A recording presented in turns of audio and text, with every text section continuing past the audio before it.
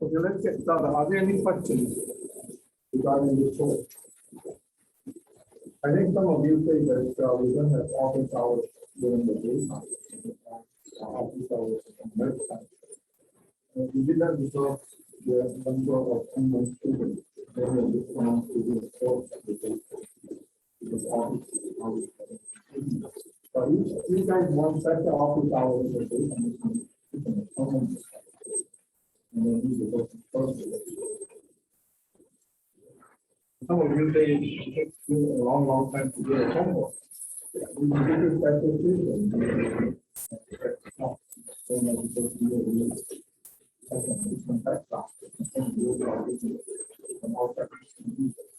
So you can do the execution of that, you need the kind of job. They will be taking the exam this coming Friday. And we will do the following Monday. So they will be the first take-home exam. I think that probably the 3 or 4 problems on the take-home exam will be on the same level of difficulty as the homework, so that you have to work the whole thing. Okay, and you have to work on your own. No work to be together. Yep.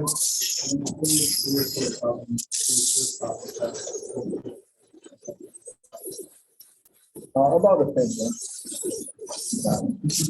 Are they too long?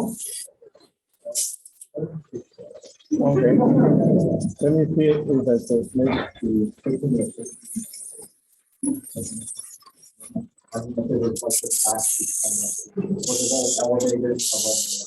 Okay. Okay.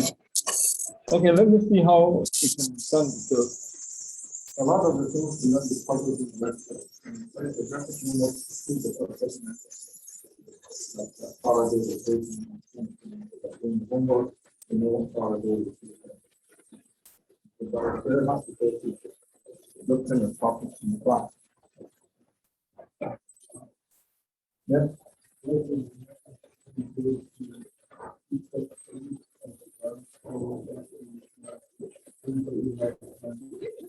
Yeah, it was before. You know, the theater systems in the things you can talk to the many of those answers are actually expected to be thought of it. Look how the finance and it's not a current problem that it is just done for the person. It's not a problem. It has been done before and it's up to people how to do it. You can do it by you can open book with that, so you can look at the practice the site, then it's a set topic in the exam process. Okay. So today we're going to talk about equivalence theorem and Huygens principle, and these are the topics that we're going to cover in this lecture. So I have to let me see. Let me start and see it properly. I think so. Yeah. So this is equivalence principle. Just a small story about Huygens principle. First, when I first wrote in the Dutch colleagues about Huygens, I put the apostrophe in the wrong place before the S. He immediately wrote back to me and told me that it was wrong. The apostrophe in Huygens should be up to the S. Okay. A lot of European names have S as part of the full name.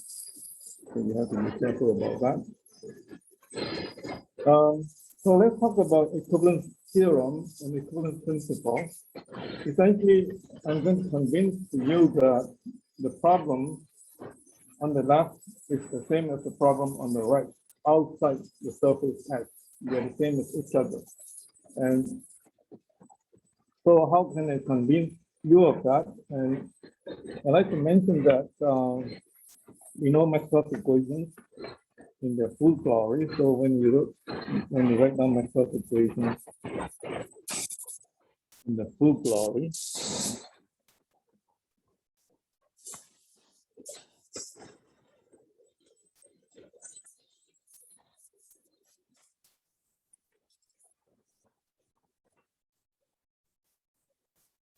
if I write down Maxwell's equations in the full glory, then I curl of E is dB dt with a minus sign minus n sub I.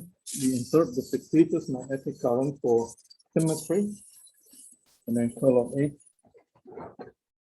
is dB dt of space of I means that this is in test code. In test current means that there and it can never be changed to the environment.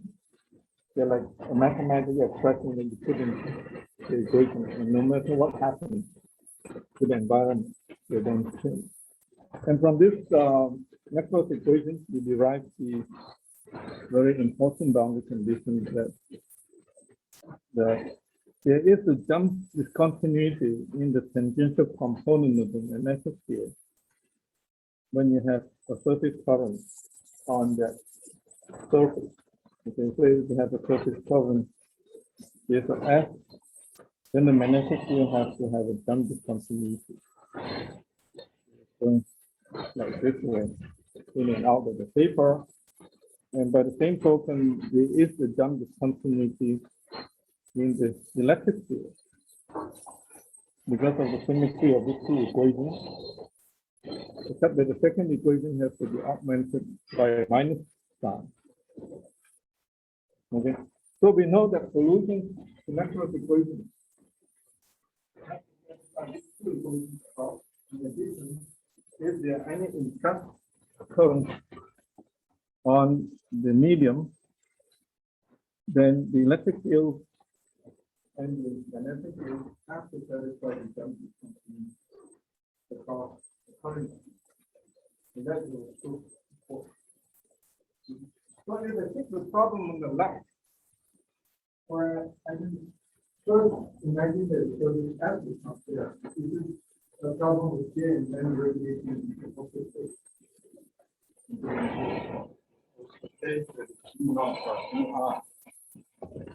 So the left-hand side is just this problem, J, and M usually we denote the magnetic current with double arrow, and it could be an everywhere. Okay, there's the left-hand side problem. Now you pick the left-hand side. Put the surface as around the including that if I have the right-hand side problem, it's the same outside. And this equal to 0 inside the surface. And like to take two equals I and O. Yeah, it's inside S, O outside S. And then if we just look at the right-hand side problem now, the field method is talking with the jump component.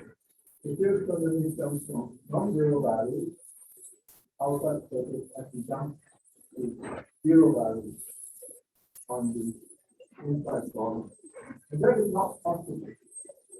To say that this kind of solution is not possible, and then to the solution. So in order to make the right-hand side also the solution, you have to impose surface current on the surface of this region. The surface is bounded between the two. And the surface currents are Ks equal to n cross h, and s is minus n cross e by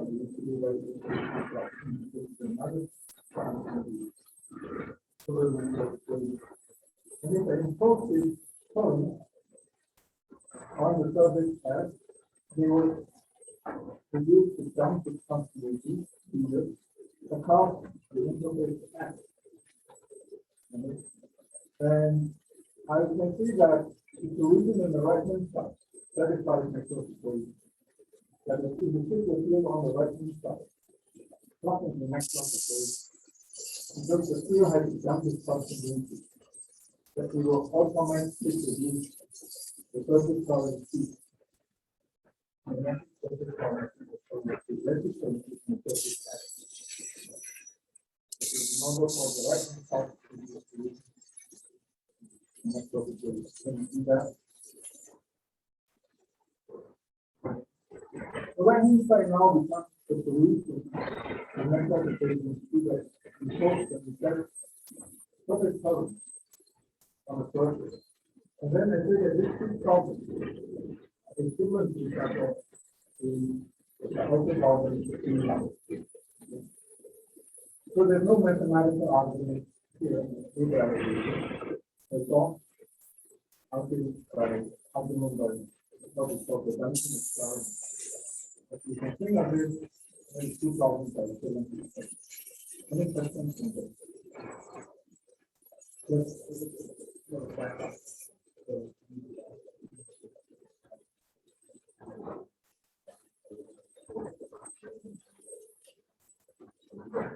Right. Take K and N on the surface. Okay, so that we will produce the double distinction. That is part of microphotography. Microphotography is six steps. Surface column A, in order to have done. And then another thing is that if you were to look at the right-hand side, what in terms of it on the surface of X, then it should be KF. Okay, of KF determines what n of H should be in the surface of X, because H is 0.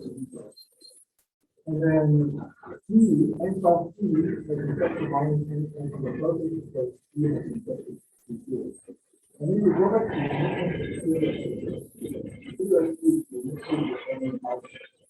even more conditions that we can use as well. But the major theorem only says that the only thing is to keep condenser E or then condenser H only on the surface F in order to uniquely determine the field outside. But here we have sort of situated both.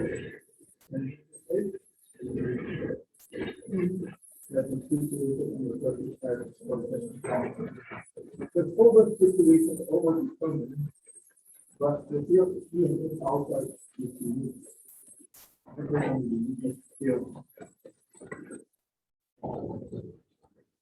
So, any questions? So it's a very simple thing, no mathematics. There's wave of n or conduction experiment, and I convince you that left hand side is the same as the right hand side. So let's go to the outside E. Outside E is think of very much like the first problem on the surface F now. It's not the surface in the surface problem. Just like the surface that excludes the current source. If you want to think of the same cases before you can think of there is a surface F. Okay. Another surface F. And that two surfaces together and show the surface.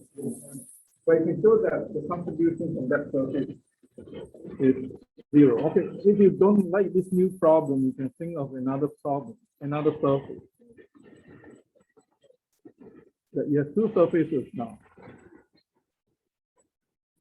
One is a surface of infinity plus this surface F. Together, these two surfaces. Right, in proven that the surface of infinity does not constitute. So what I'm saying is that if you have a problem in the left, there is liberty and it's everywhere. But if I replace that with the problem on the right, where it uses I and this I to be 0 outside, very much like the previous way.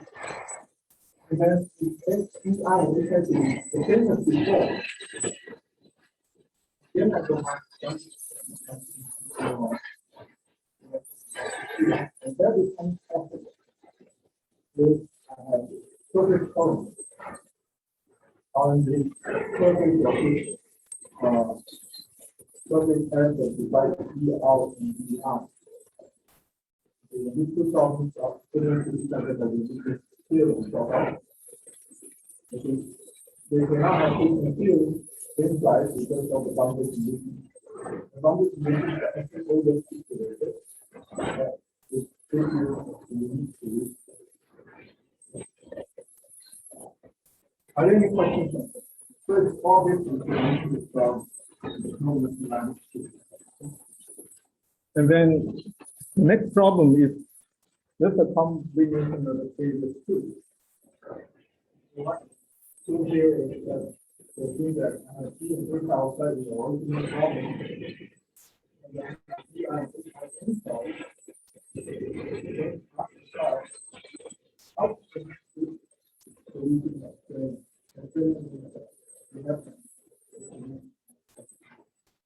Again, next week, have to impress surface current on the surface X from the side of the body and the ball. And if they encode my surface current in this manner, then the sum is coming to the satisfy for the element. So the electric field at the top, I'm not in both cases, satisfy the same element, or satisfy the working system.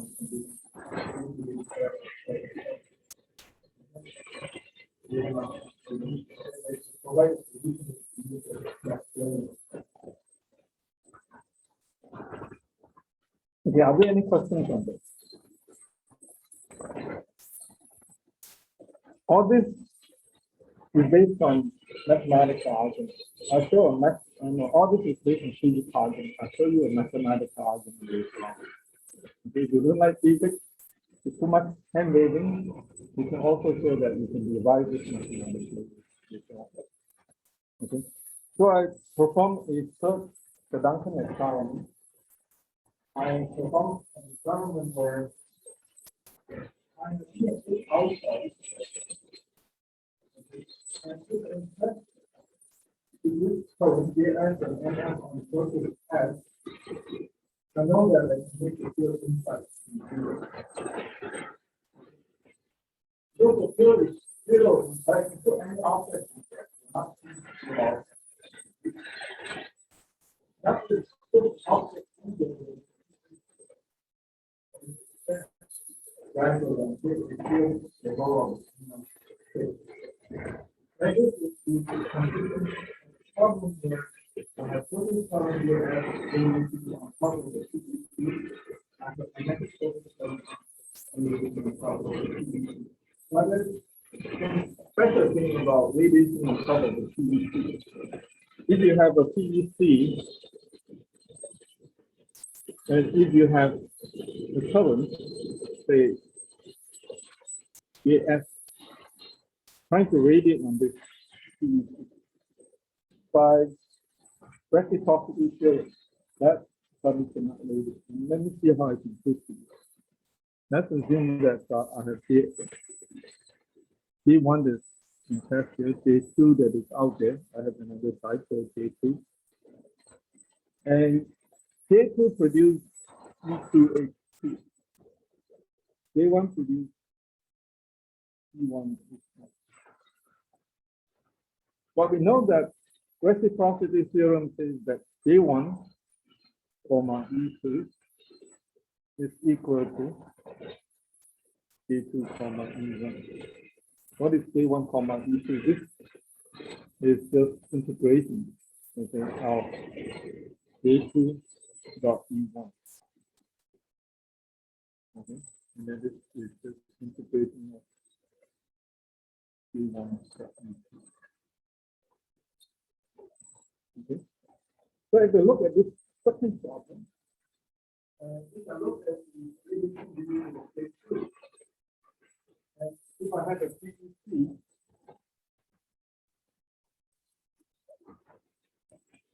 then what I have here is that in order for the solution to be Maxwellian, it must be the n from E2. And conclusion of the zero of experiment 3, reciprocity theorem will be experiment 1 and then do experiment 2. When we do experiment 2, n conclusion of the zero is that. So when it's performed with integral, K1 dot K2, K1 is the first point on the PVC object. The left integration is the zero. K1 dot E2 and enter E is zero, so the left hand side is zero. So this will be automatically equal to zero. In this experiment, it means that this must also be zero for reciprocity. But in the experiment on the right hand side, my case is anywhere. Anywhere. Why do you see? The one is always zero. Zero.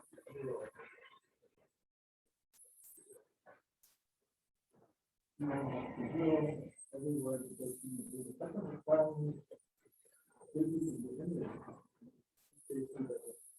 Go here. You can place anywhere outside.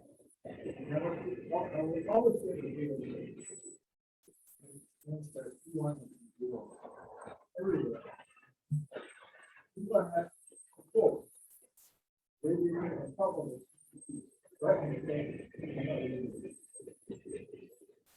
And of course, if you don't accept this, you can always do in Theorem and say that if I have a PEC, if I have a dipole, plus and minus, and then if you have a negative image, it is negative charge, and then there would be a dipole pointing in the opposite direction.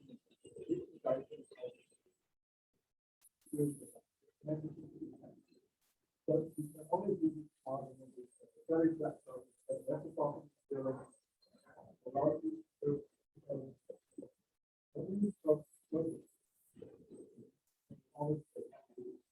look at that.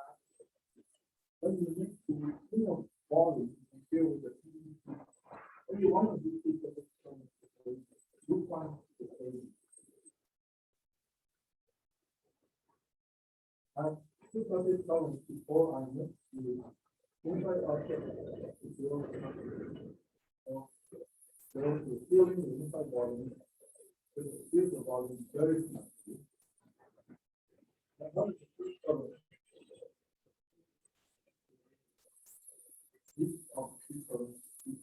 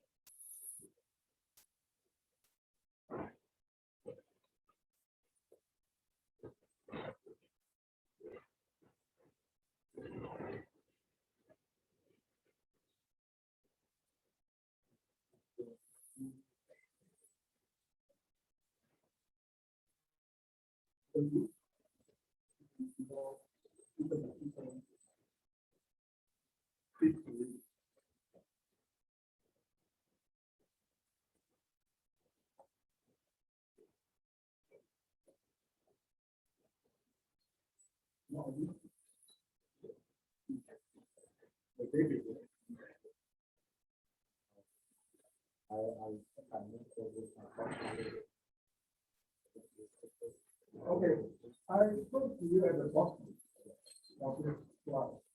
Suppose I have an inset column and a PEC object, what is from there's not really this is off here. Now we go to the top of two surface columns. In fact, in the PEC surface.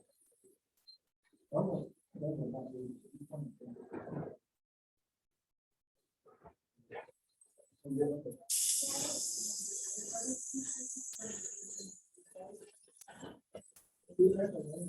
on the top of the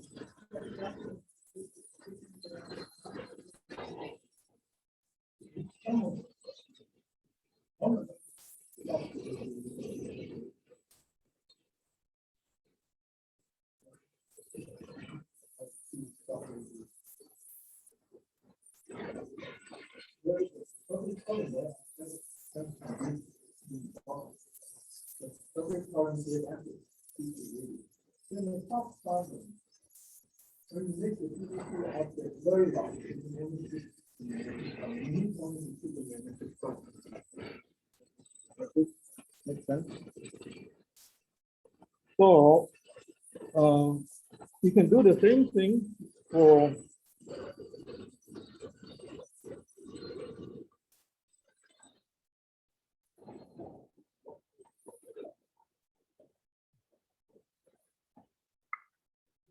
essentially what I'm trying to convince you that is that one of these two currents will feed to radius. Okay, this one will feed to radius. Okay, and if we go to the next slide also, so I have this will feed to radius, and then you only have one of them needed for radiation. Then you go to the other case, assuming that you have a proper magnetic conductor. Suppose you don't have a proper magnetic conductor, the equivalent of a proper electric conductor. You will make a measure if you want to do it. And you can go to the same argument again when you make the conductor go to be so large that it fits to the inside volume battery. Then the NF will be the one that fits the radius. And then you can replace this problem with this one having only F and F and radius.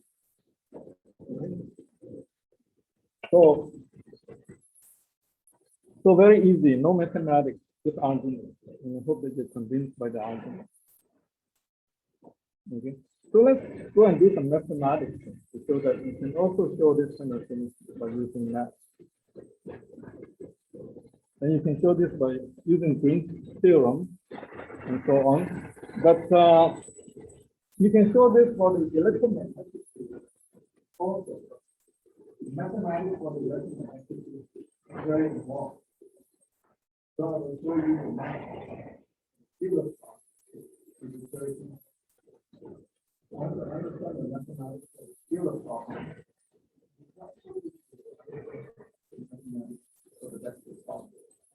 So let's look at a field of thought.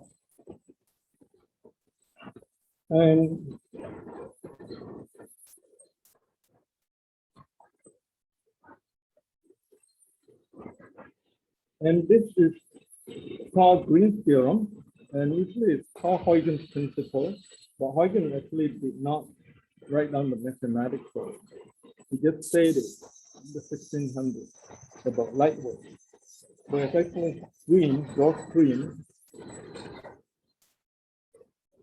who developed the math for it, around 1800. And George Green,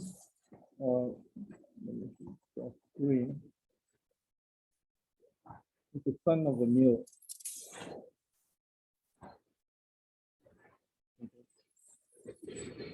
And is in Nottingham, England.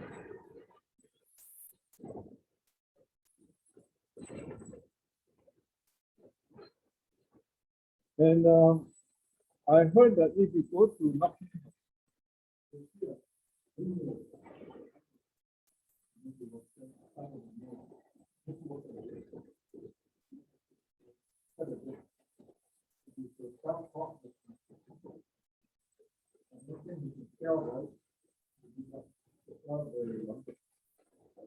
developed a lot of mathematical theorems. So let's see if we can derive something called the Green's theorem.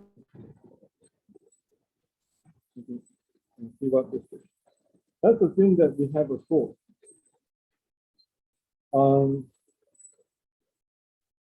This surface S is fictitious, okay, and let's assume that things are homogeneous. So we have one wave number outside and the same wave number inside and outside. And then we have the wave equation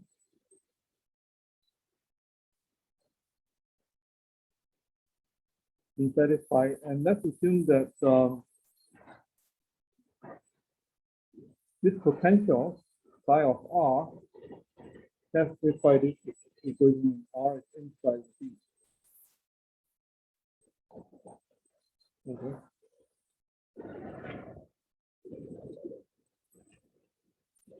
And then we can derive some interesting things which says that inside B, if I were to rewrite this again, I will have Laplacian square plus K square psi of R equal to 0 when R is in B. Because I'm going to assume that B does not have any source.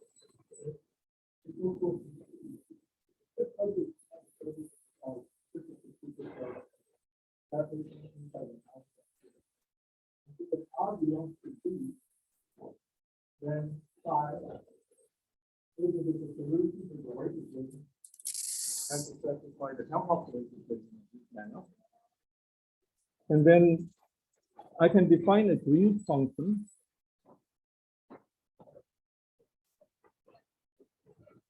And the Green function is defined to be the point source response for this problem. Since the medium is homogeneous, I can say that this is valid for all R and for all R prime. So that is mathematical notation for all. So the Green function is this one. But that every first the first equation is coming out inside. Now with these two equations, I can do some mathematics. I can multiply the first equation by E R prime, and then I multiply the second equation by phi of R. Okay. And then now I subtract the two equations.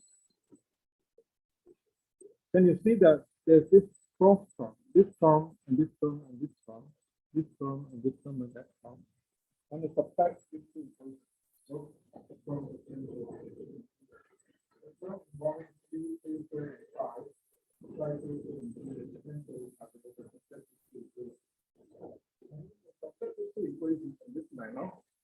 The resulting equation simplified, it will be just E R prime starting phi of R minus phi of R starting E of R prime. And then on the right hand side, I have 0 to begin with, and then I will have phi of R delta R minus R prime. Then you see that when you take this equation and then complex them,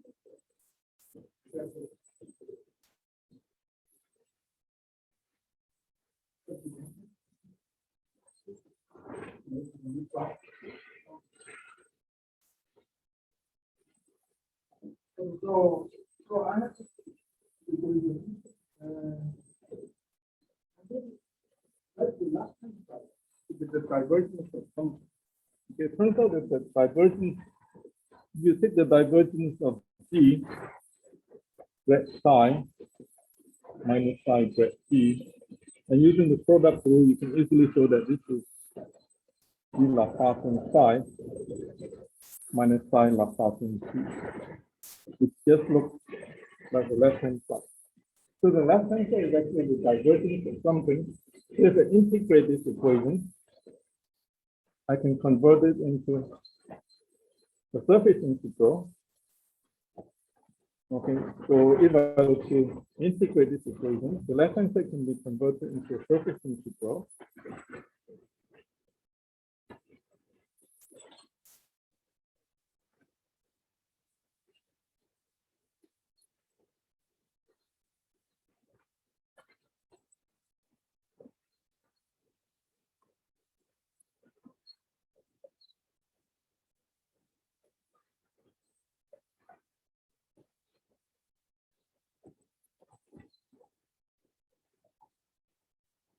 So can you see that the right-hand side, when you integrate this equation, the left-hand side converts to a surface integral after using this line.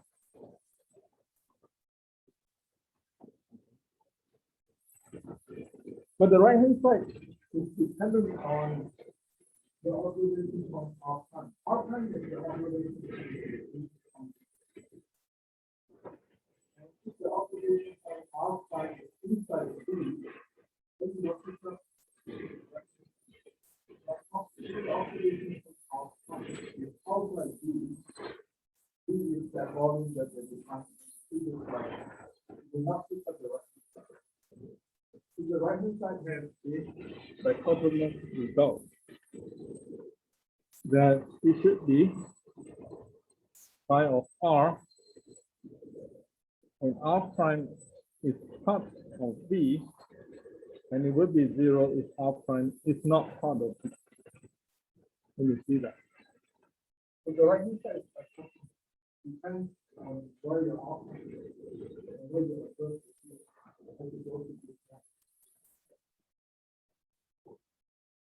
So are there any questions regarding the light situation? Maybe look at the thing. What is the first thing is going to the pressure and the first equation.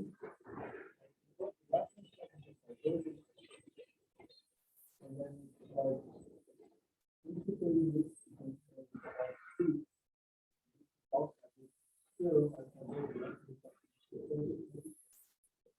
the reference line, depending on when the outcome is two possible. So if the core the mass is from the core, then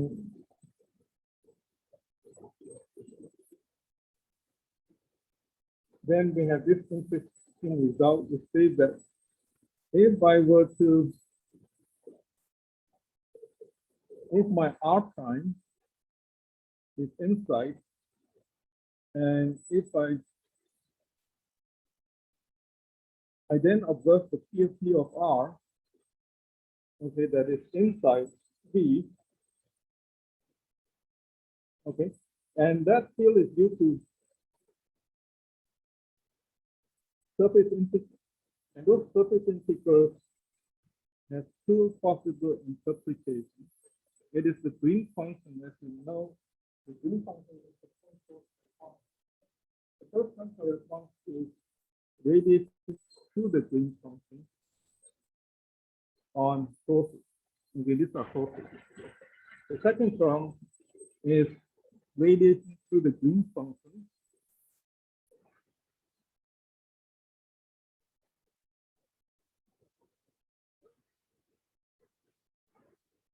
okay. So the first term means that you just integrate over all points in the circle. And you all integrate really this green function. This is like a monopole. This is a monopole green function.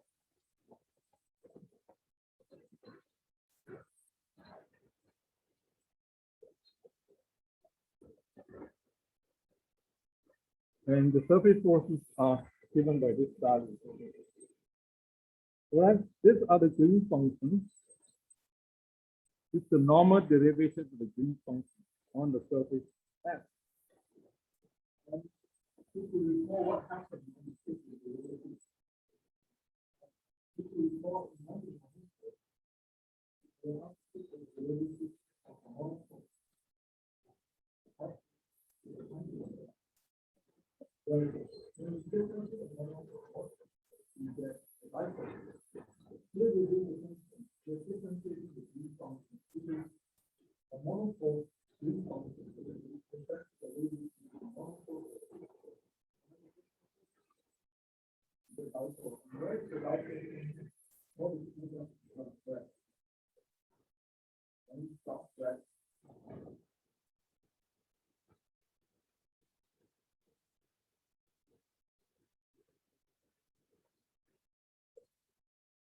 Okay, it's just a normal derivation.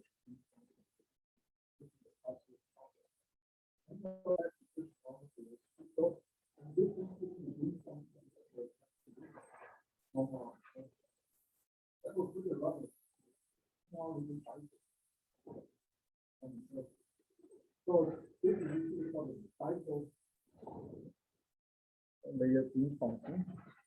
It has been given different names. The dipole layer.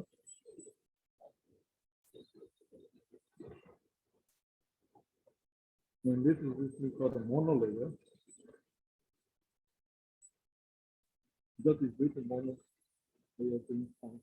Okay. So this is it. This is what we had before. The field will be zero outside. If you're outside, if R prime is zero, the field will be outside. And then you have all these forces. Dipole layer plus monopole force. Okay, on this, we've got this integral on the left hand. And this monopole layer forces plus this Different to the physics, the original field inside, but zero field outside. It's exactly what we found when we did the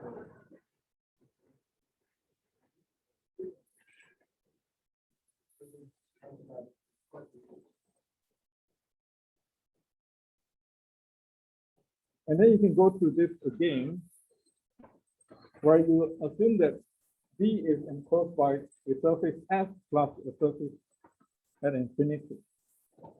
And you go to the argument, you will show that the integral at infinity is vanished.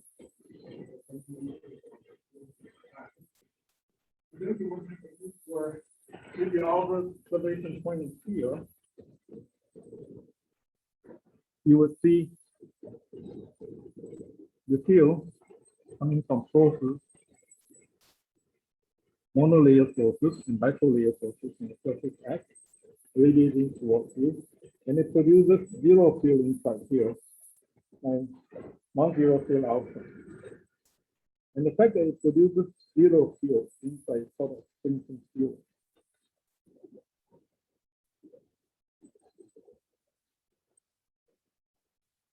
And the fact that they produce the correct field outside is called the equivalent field.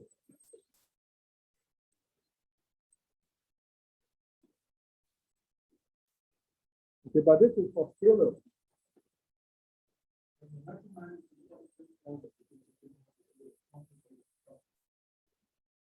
However, if you were to expect it, then this is a lot more complicated.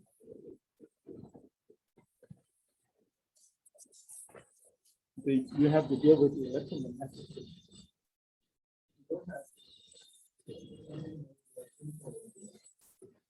It's not a simple fix anymore, right? Something very complicated. You have to solve Vector wave equation. Instead of having a scalar wave equation to solve,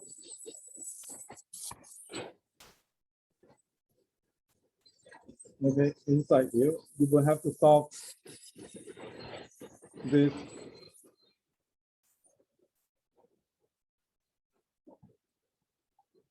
for R inside T. You have to solve this problem, which is a lot more complicated. And then we have used the green function and physics to allow us to write a equivalent theorem for scalar. Then we use the equivalent theorem for vector wave equation. You're going to have to accept it. It's going to be a lot more complicated. The equation involved is that you have this vector wave equation. Electric field satisfy this equation. I think we derived that before.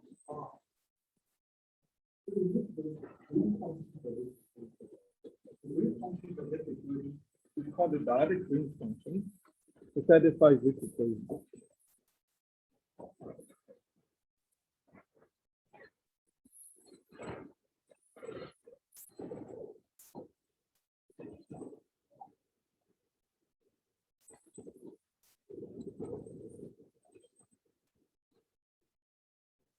Okay, satisfy this equation. What is the dielectric Green function?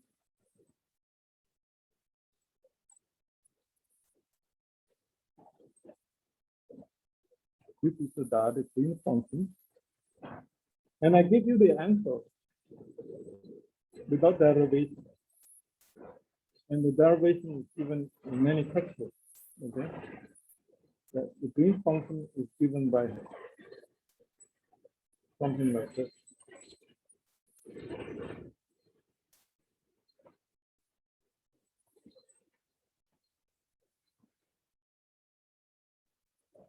So what is the diode?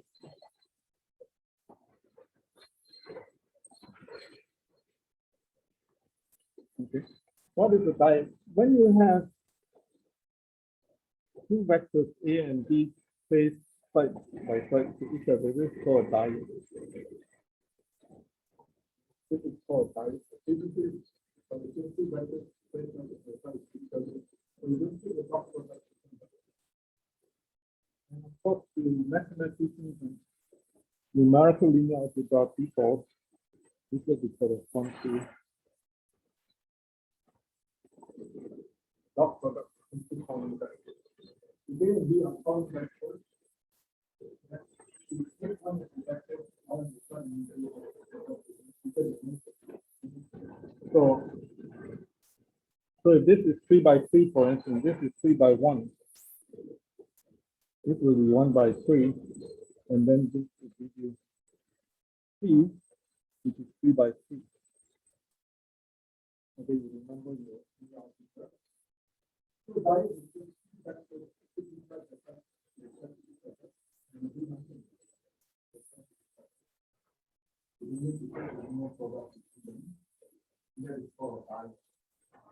so you see that in the down,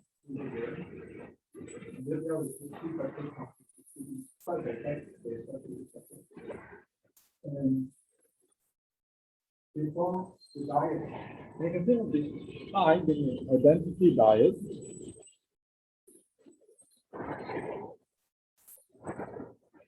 So if you pick two vectors like x hat,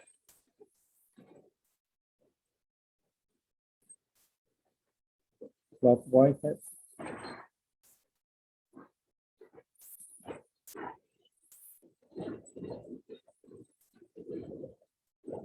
this is called the identity diet because if I put x hat to each other, do not take a single product.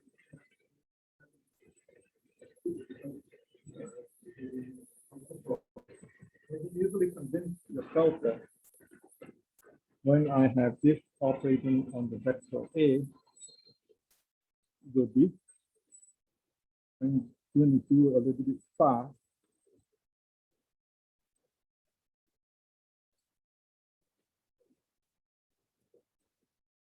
A itself. Okay, if you take identity diet operating on the vector A, I'm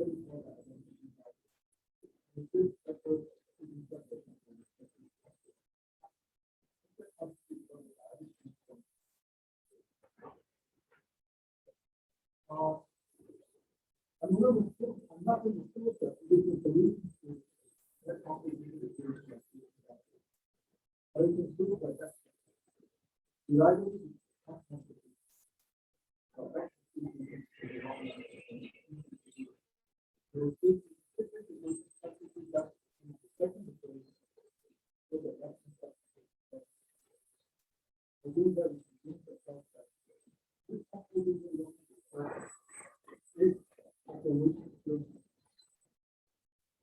the above equation where the green function here is this.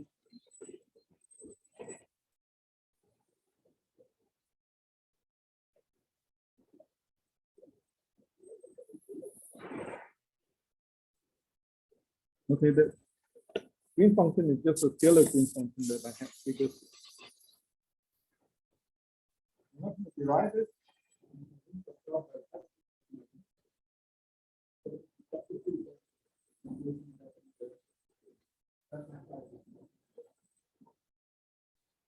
What this is that the point source response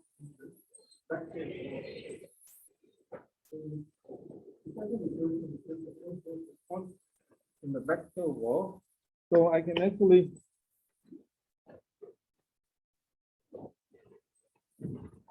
go about deriving this, okay, deriving this, and the entire derivation is analogous to the scalar. And then we would use a very important identity, which is that if you have quantities like this, divergence of E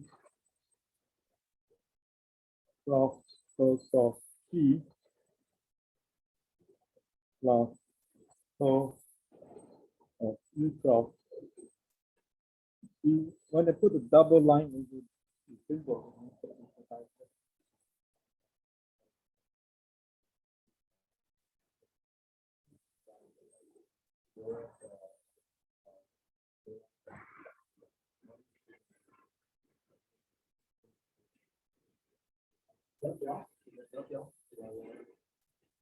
Yeah, so it is.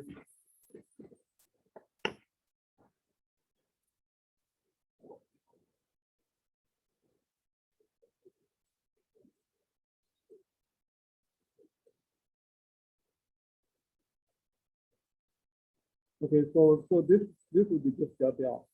Okay, this would be just Jia.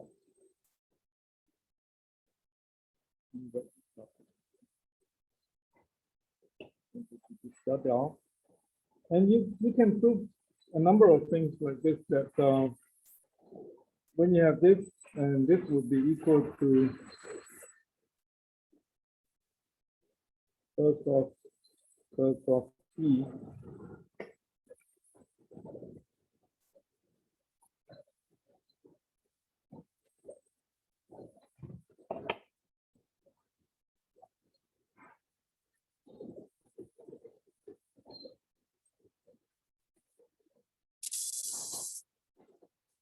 If you learn all the, or use all the vector identities that you have learned now, okay, you can prove this identity quite easily.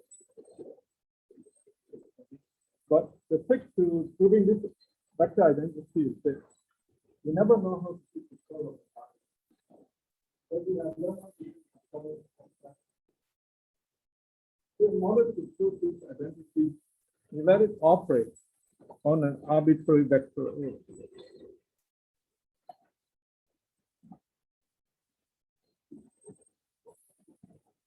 Then when you have a diode C, C is just a diode, and when the diode operates on the vector A, you will get U vector P.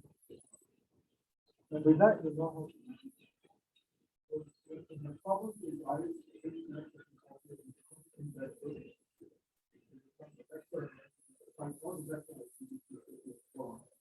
you will be able to prove this identity.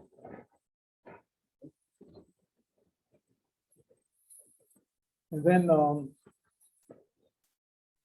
I'm not going to go through the proof. And the proof is written up in the lecture notes. And finally, when you have the proof done, the question is quite complicated. And then you will have surface integral. Actually, it gets too long to write down this because these things are laborious. The best is for me to pull out the lecture notes and just go to the lecture notes review, because it's too laborious to go through them now.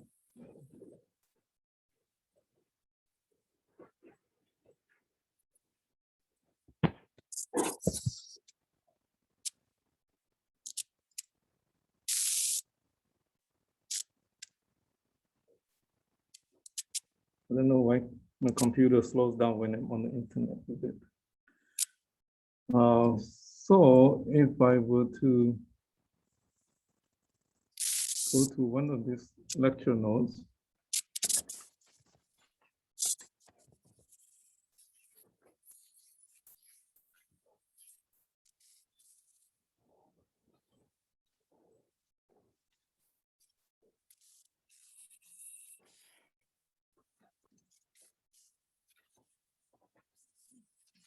it's a long time to open up my lecture note, even. Or if we go to the case of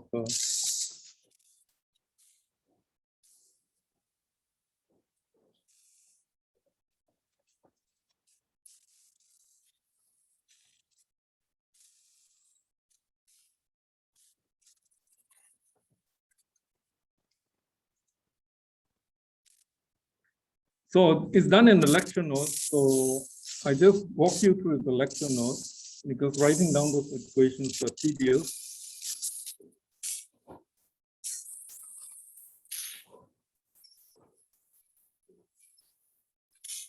So you have the Dirac-Green function that we just defined. The Dirac-Green function would be something like this. I guess being on the internet, it even slows down my scrolling down the page, not letting me scroll down.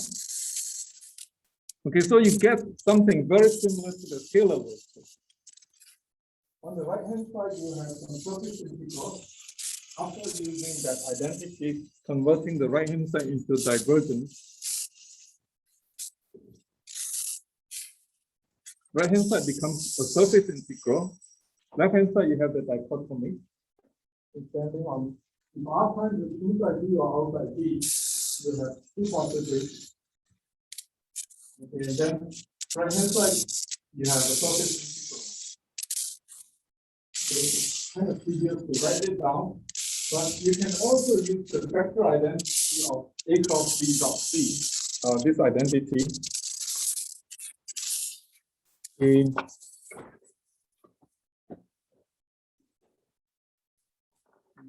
right there.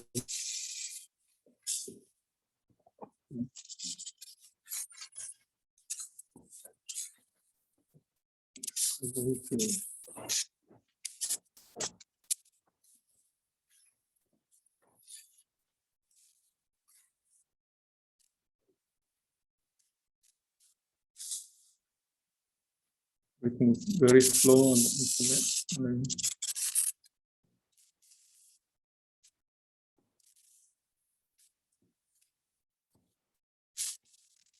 Very slow. I don't know why it slows me down so much. So what I'm saying is that if you use this identity, no, it's not letting me write. I don't know why it's not letting me write. So use this identity that A dot B cos T is C dot A dot B cos T is C dot A cos T is equal to that identity that we cycle around. Then you can rewrite the equation into the last line, where you have N cross E and N cross H. And then you can interpret N cross E as magnetic current force, cross H as electric current force. And then you will be able to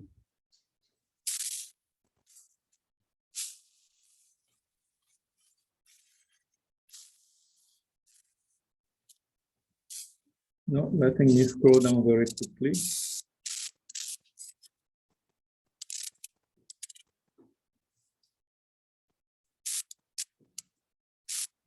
And you can think of those as surface current sources. Okay, it's all written up in the lecture notes, but once you understand the scalar version, you understand the vector version, what is it? They're just analogous.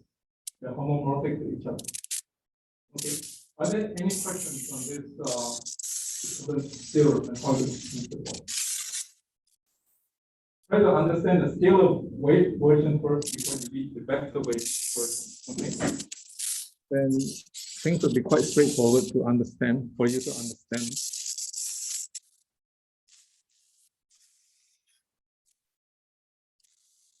I'd like to take the remaining minutes to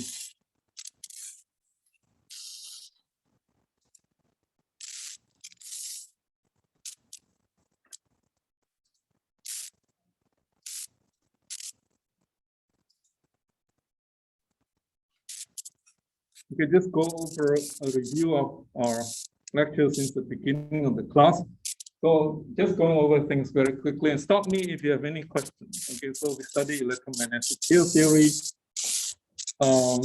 So why is electromagnetic field theory so important? What is impacted our life? And actually, it's just imagine if the speed of light is slower or faster. The wavelength of light will be, and we cannot communicate. The cell phone is easily, and it goes around the Earth 7 times in 1 second. Okay, so making internet almost insane. So if you talk to your parents in India, it's almost like then the next door. Okay. So it's a lot of good things about electromagnetics. And if you want to do research in this area, let me know. I will direct you to the right person to talk to. Okay. So I talk about this impact and all this history and so on. Then we started off with Faraday's law. And those things were actually experimentally derived. Faraday was a great experimentalist. And then we had Ampere's law. Ampere's law was written, but those people at the time were driven by telegraphy. The need to use telegraphy to communicate between points in space. And of course, telegraphy came about because of the voltage cell. Voltaire, I think, figured out how to make a voltage cell, and with a voltage cell, you can send signals down a parallel conductors. And then we have Coulomb's law that we went through. Stop me if there's any question. Okay, Coulomb's law in its early form is just a force between two charges. Okay, and then you can write down something that looks like the Green's theorem. You have Gauss' law, and then you have capacitors and inductors and so on. So we prove Gauss divergence theorem. The divergence of something is just a measure of how much things are oozing out from a point in space. If you have a field, you take divergence, you actually can figure out how much flux is actually oozing out from a point in space. It's the physical meaning of the divergence. So it's defined at one point in space, and then we went about to defining the curl. Okay. And today I bring a picture of a pattern wheel. If something has a curl on its object, okay, it's very important to understand that all this concept is from fluid. So the physics of fluid was well understood before the theory of electricity. So if you think of a constant field, like those pictures I've seen there, because the field is constant, the field is flowing in this direction, but constant in the transverse direction. You put a paddle wheel that it wouldn't turn in the feedback.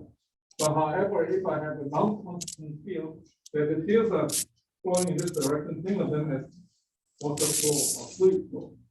But the current or the fluid flow is not a constant. Then you put a paddle wheel in the opposite picture to such a form. It is what curl is. Curl is a measurement of rotation of the field.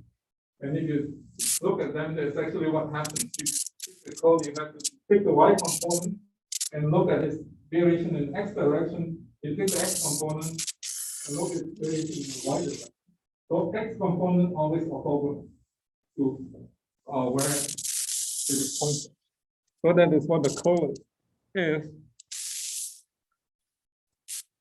And then you can do all kinds of wonderful things.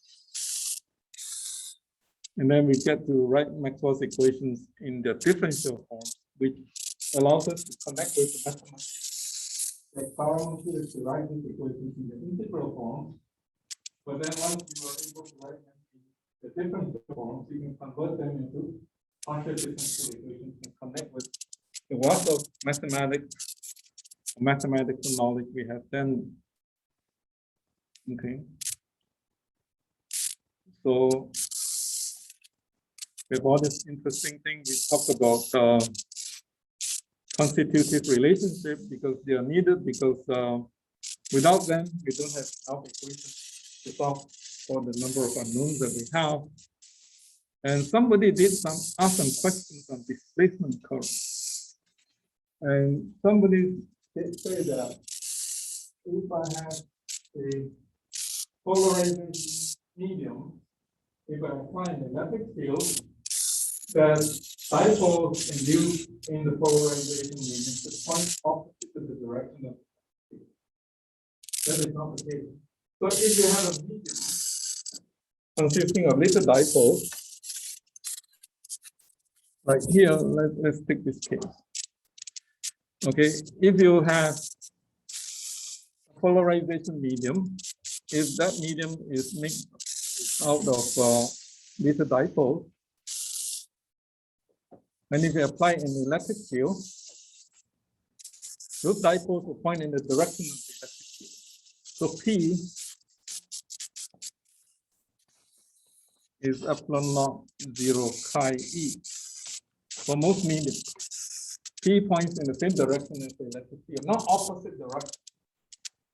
Not opposite in direction. Those would be a very special kind of medium. I'm sure that there are certain media that behave like that, but for most of the medium that we have, the polarization density points in the same direction as the electric field. You can think of displacement current as being like currents that we have through a series of capacitors. Only AC current can flow through them. Okay.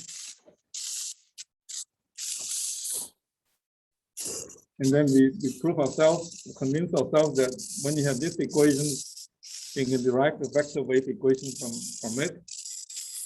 And then you can actually show and convince yourself that the vector wave equation reduces to the scalar wave equation, which has been studied for many years by mathematicians. And so we have a mathematical way of looking at this equation.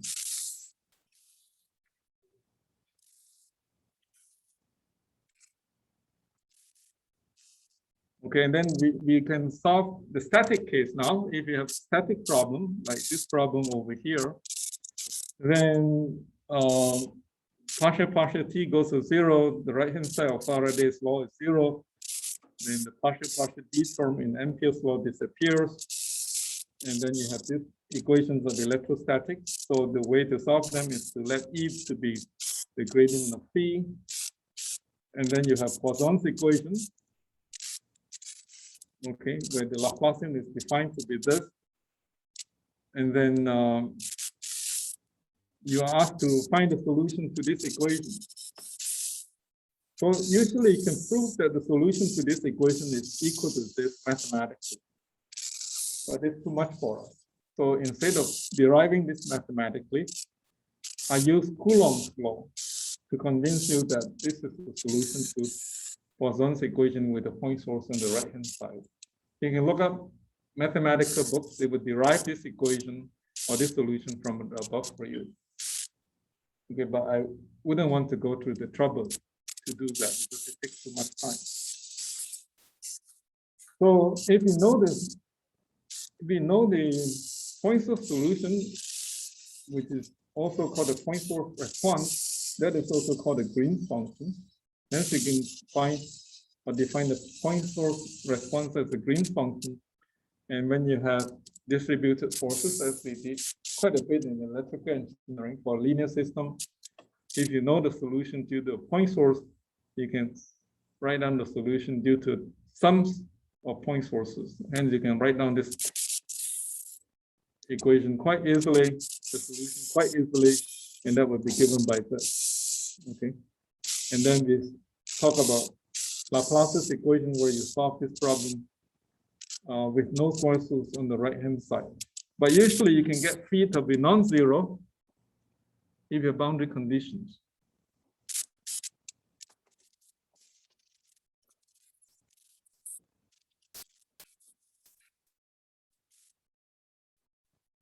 E would be equal to phi on the top plate or phi equal to minus phi on the bottom plate, and then you solve Laplace's equation to be 0 in.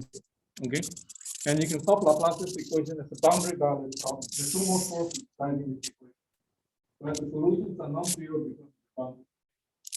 You can solve it by the parallel plate problem that you did in one of the homework. So we can solve Laplace's equation as a boundary value problem where you stipulate the values on surfaces and then solve for Laplace's equation inside.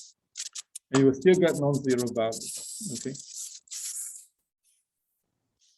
So as I told you before, you solve the static Faraday's law in this manner by converting it to Poisson's equation.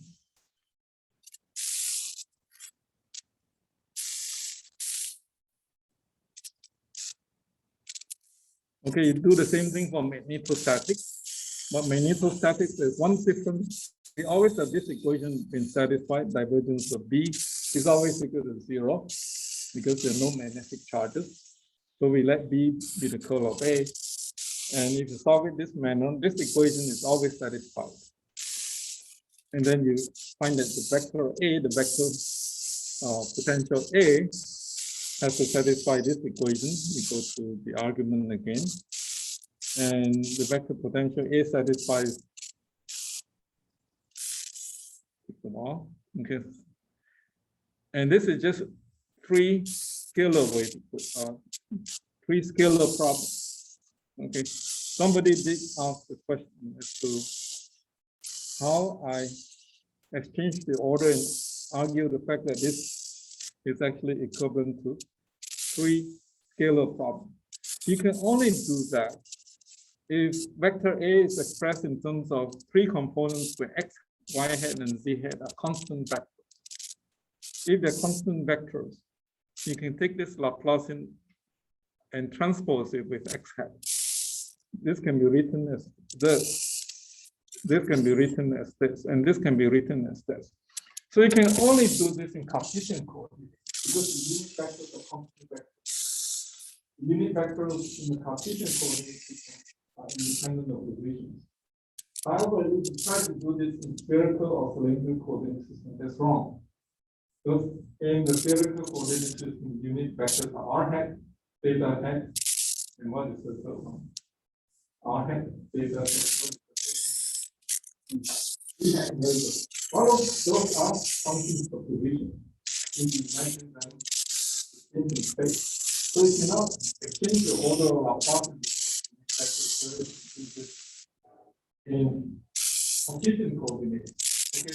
Hence, the above equation is equivalent to three scalar equations, scalar Poisson's equations. And since we know how to solve the scalar Poisson's equation, we know how to solve those equations, and then we can write them down in this manner.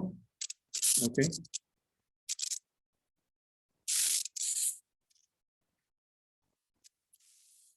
And then we talk about boundary conditions, boundary value problems, and so on. And we talk about jump conditions that you can actually see the jump in the electromagnetic field by just eyeballing the equation. As to how further if the field is pointing in that direction, it looks like variation in the transit direction. What it calls. Okay. So if there is a jump in the curve of something, that means that there has to be a certain curve on the thing, and we go through this, and then we did Ampere's law and so on, Gauss-Seidel law. And so I think I'll stop here because I'm running out of time. Okay. Are there any questions before we stop?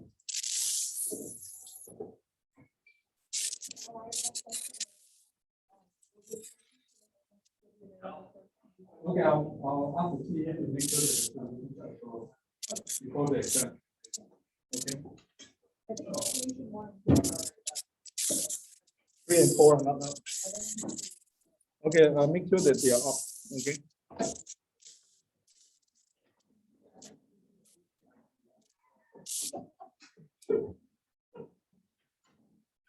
Now that would really age me.